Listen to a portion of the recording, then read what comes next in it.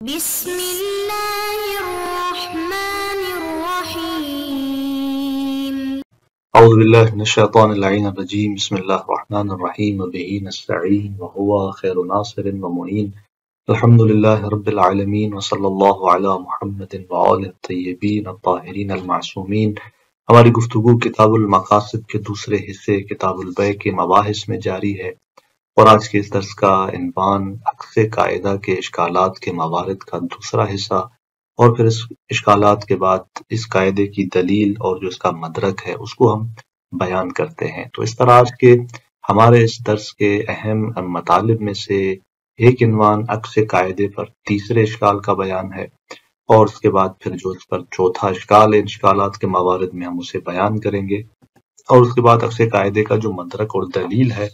اسے یہاں پر بیان کیا جائے گا۔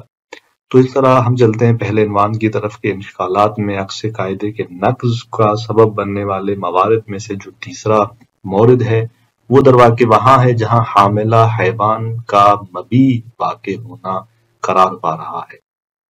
کہ بائع جو ہے وہ ایک ایسے حیوان کو مشتری کے حوالے کر رہا ہے اس معاملے کے اندر کہ جو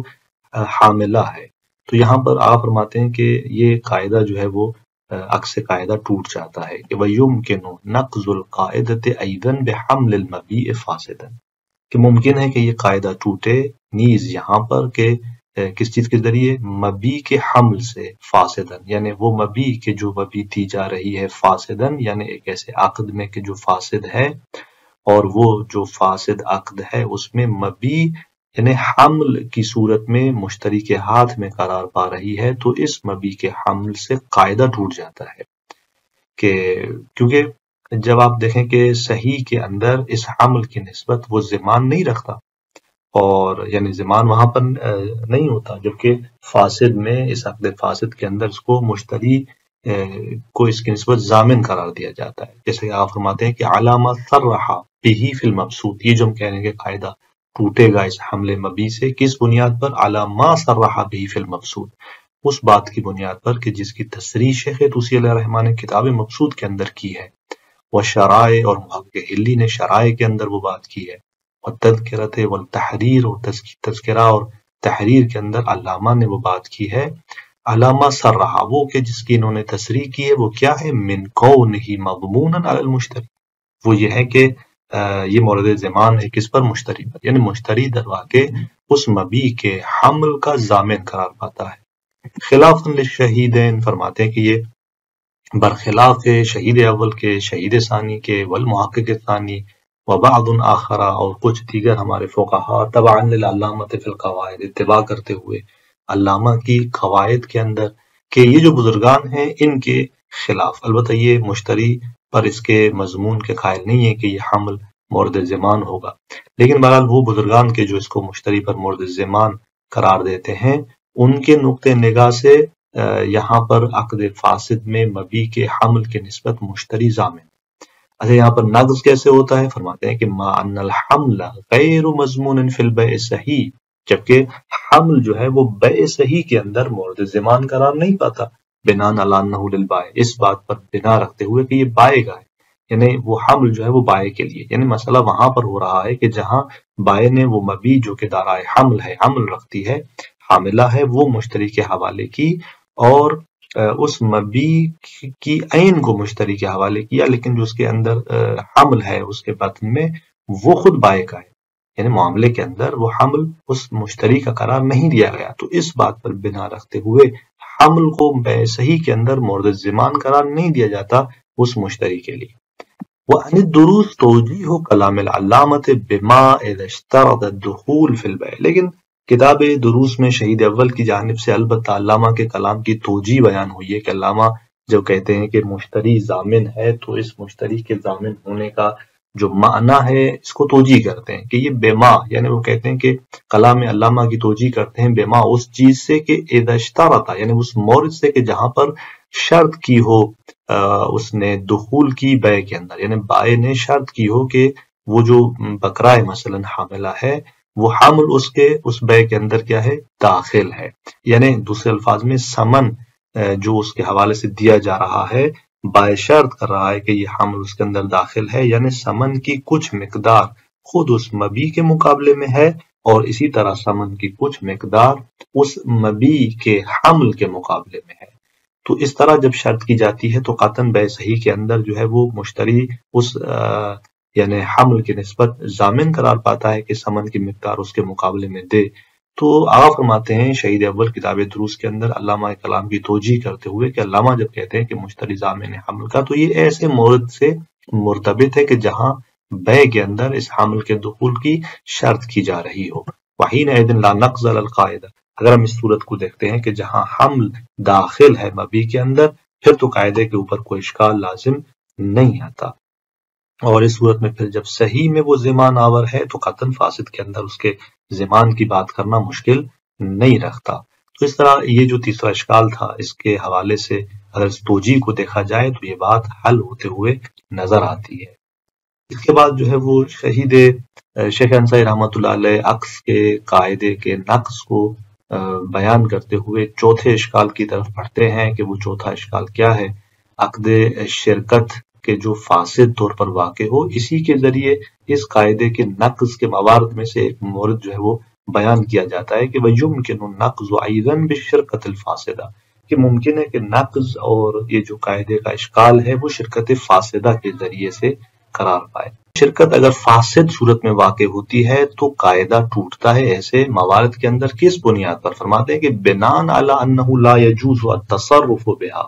بنا رکھتے ہوئے اس بات پر کہ تصرف جو ہے وہ جائز نہیں ہے ایسی صورت میں، ایسی شرکت فاسدہ سے،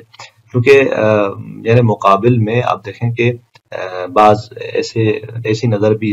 یہ مبنا بھی موجود ہے اس بنان کے مقابلے میں کہ بعض کہتے ہیں کہ درست شرکت فاسد ہے، لیکن وہ جو اذن کلی ہے وہ یہاں پر تصرف کی نسبت پھر بھی موجود ہے، اور یہاں اس کا ید عدوانی نہیں امانی ہے۔ لیکن آپ فرماتے ہیں کہ یہ بنا مورد بحث نہیں ہے، بناء علی انہ، بنا وہاں پر ہے، مورد بحث یہ مطلب وہاں پر ہے جہاں پر ہم کہیں کہ تصرف جائز نہیں ہے، یعنی وہ اذن ختم ہو جاتا ہے اس شرکت کے فاسد ہونے کی صورت میں۔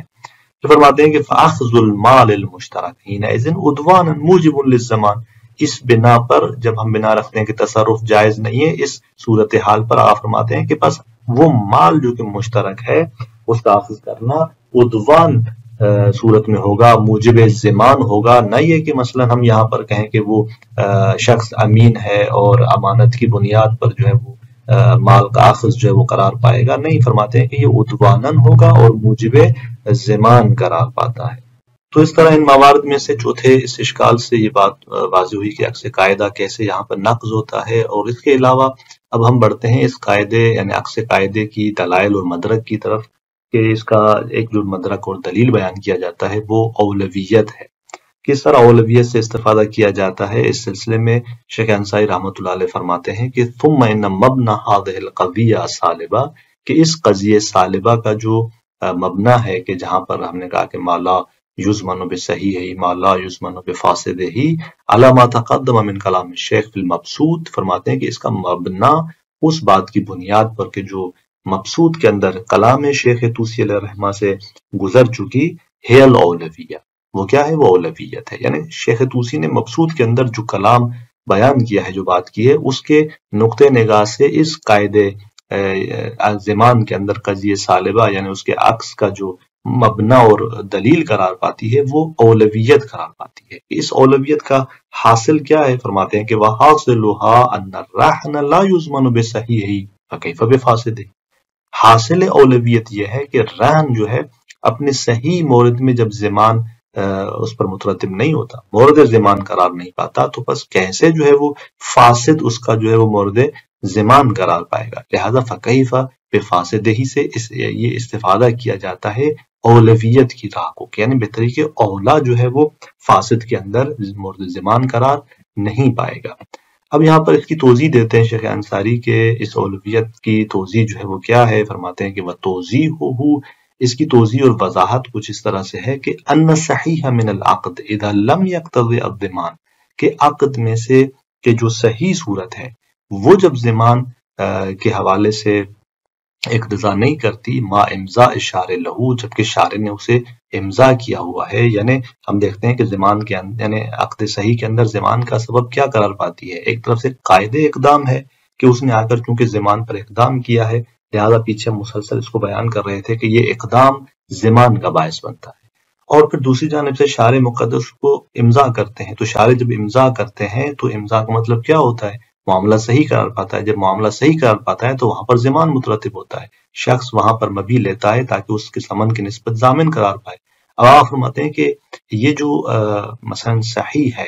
عقد کا، جب یہ زمان کا مقتضی نہیں ہے، اس کے باوجود کہ شارع نے اسے امضا کیا ہے، شارع اس معاملے صحیح کو یعنی اس معاملے کو صحیح جان رہا ہے، لیکن اس کے باوجود زمان وہاں پر نہیں ہے، تو فالفاسد الذی هو بمنزلۃ العدم، تو پھر وہ فاسد کے جو عدم کی منزلت پر ہے، عدم کی جگہ پر ہے، لا یؤثر فی الزمان، وہ اس زمان میں مؤثر قرار نہیں پا سکتا. یعنی آپ یہ نہیں کہہ سکتے کہ فاسد جو ہے پھر وہ جو ہے یعنی فاسد کے جو منزل عدم پر ہے کہ جو بالکل یعنی ایک کائن کے جو ہے وہ عدم ہے، نہیں ہے، تو لا یؤثر فی الزمان، وہ زمان میں مؤثر نہیں ہوگا. جو کہ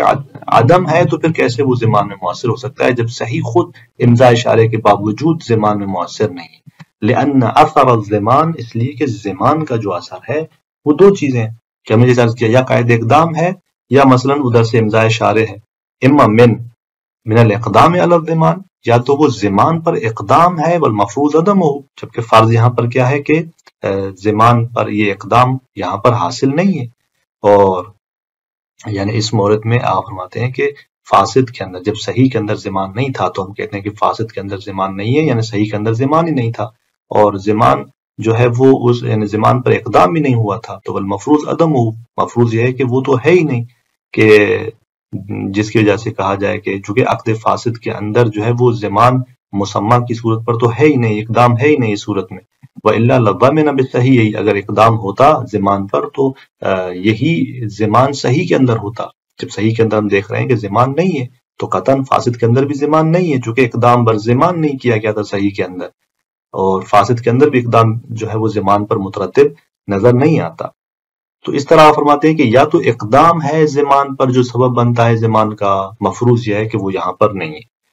اور وَإِمَّا مِنْ حُکْمِ الشارع، یا یہ کہ شارع مقدس کا حکم ہے بالزمان، اس زمان کی نسبت، بواسطۃ هذه الْمُعَامَلَةِ الْفَاسِدَةِ، کہ شارع مقدس نے مثلا زمان کا امر کیا ہے، حکم کیا ہے اسی معاملے فاسدہ کی وجہ سے. والمفروض انها لا تؤثر شيئا، اگر ایسا کوئی حکم ہے تو ہم کہیں گے کہ بھائی معاملے فاسدہ تو مؤثر نہیں ہے کسی چیز کا، موضوع حکم قرار نہیں پا سکتا یہاں پر. تو بس اگر آپ قاعدے اقدام کو لے آتے ہیں زمان کی دلیل تو اقدام یہاں پر ہے نہیں، اور اگر آپ حکم شارع کو نظر میں رکھتے ہیں تو وہ بھی یہاں پر حاصل نہیں ہے. تو اس طرح آپ فرماتے ہیں کہ یہاں پر یہ جو زمان کی ہم بات کرتے ہیں عقد فاسد میں وہ یہاں مترتب نہیں ہوگا. اور پھر شیخ انصاری رحمۃ اللہ علیہ اس قاعدے اولویت کی وجہ کی طرف بڑھتے ہیں کہ وجہ الاولویہ، یہ جو ہم کہہ رہے ہیں کہ اولا ہے، اس کی وجہ کیا ہے؟ ان الصحیح اذا کان مفیدا للضمان، صحیح جب مفید زمان ہے تو امکن ان یقال، ممکن ہے کہ یہ کہا جائے کہ ان الضمان من مقتضیات الصحیح، ممکن ہے وہ یا کر کہے کہ زمان تو صحیح کی خصوصیات میں سے، خواص میں سے ہے، بس فلا یجری فی الفاسد، فاسد میں یہ جاری نہیں ہوگا، لکونہ لغوا غیر مؤثر، چونکہ لغو ہے مؤثر نہیں ہے، علی ما سبق تقریبہ، اس بات کی بنیاد پر جیسے کہ پیچھے بیان ہوا. تو فرماتے ہیں کہ وہ علی ما سبق تقریبہ کیا ہے کہ جس کی بنیاد پر ہم کہتے ہیں کہ یہ لغو ہے اور غیر مؤثر ہے. فرماتے ہیں کہ من انہ اقدم علی ضمان خاص، اس لیے کہ اس نے اقدام کیا ہے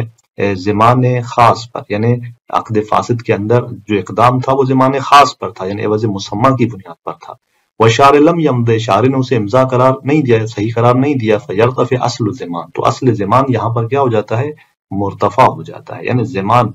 واقعی عوض کی نسبت تو تھا نہیں، زمان عوض مسمہ پر تھا اور اس کو شارع نے غیر معتبر قرار دے دیا، تو بس یہاں اصلاً زمان ہی مترتب نہیں ہوتا. تو اولویت اس بنیاد پر ہے کہ صحیح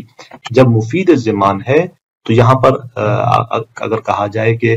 زمان جو ہے وہ ممکن ہے کہ صحیح کی مقتضیات میں سے، خواص میں سے، تو بس فاسد کے اندر جو ہے وہ جاری ہی نہیں ہو سکتا، کیونکہ فاسد جو ہے وہ تو ہے ہی غیر مؤثر اور لاغو ہے. تو اس بنیاد پر یہاں پر جو ہے وہ کس طرح سے زمان جاری ہو سکتا ہے. تو اس طرح سے کہا جائے گا کہ یعنی یہ جو کہا جا رہا ہے کہ اگر صحیح میں زمان نہیں ہے تو فاسد میں بطریق اولا ہے، جو اگر صحیح مفید زمان بھی ہے تب بھی وہاں پر یہ کہا جا سکتا ہے کہ فاسد کے اندر جو ہے وہ زمان نہیں ہو سکتا، چونکہ زمان فاسد کے اندر تو مرتفع ہو جاتا ہے جب وقت فاسد ہو جاتا ہے، اقدام بھی یہاں پر نہیں۔ اب اگر صحیح کے اندر وہ زمان کا افادہ نہیں کر رہا تو قطعاً یہاں پر فاسد کے اندر تو بے طریقے اولا جو ہے وہ زمان کا افادہ نہیں کرے گا۔ انشاءاللہ اگلے درس کے اندر ہم دیکھتے ہیں کہ اس دلیل اولویت میں مصنف نے کون سا اشکال کیا ہے، خدشہ وارد کیا ہے۔ والسلام علیکم ورحمۃ اللہ وبرکاتہ۔